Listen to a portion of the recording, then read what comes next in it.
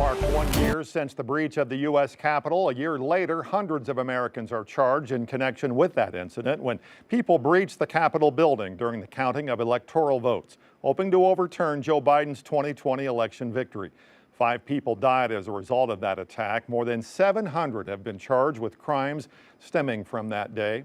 In Fort Smith, about a dozen people or so gathered at Creekmore Park to host a silent vigil to honor and reflect on what happened a year ago today. 5 News reporter Micah Wilson is in Fort Smith, where they lined a section of Creekmore Park holding signs and talking about where we stand today. Micah? Darren, it lasted from 3 to 4 today, and what they really wanted to do was reflect what happened this day last year, which ended up taking the life of U.S. Capitol Officer Brian Sicknick.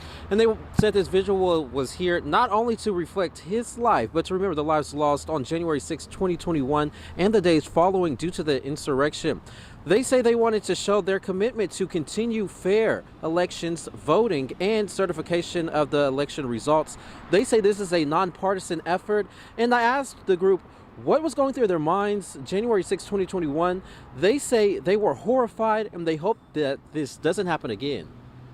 I cannot believe this could happen in the United States of America. This is exactly what we have fought war after war to keep from happening in other places. I have grandchildren, and I want to make sure that they live in the same democracy I have been fortunate enough to live in. And if we don't do something, they won't.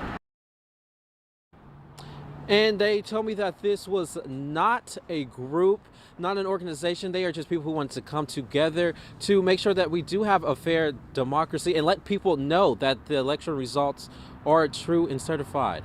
We're live in Fort Smith, covering news where you live. Mike Wilson, 5 News.